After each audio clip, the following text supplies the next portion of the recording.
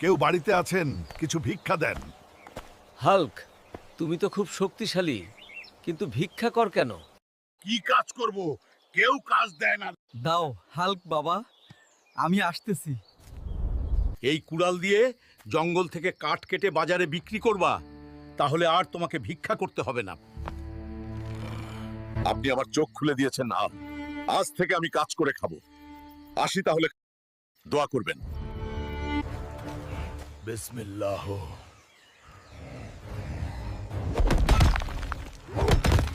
বিসমিল্লাহ।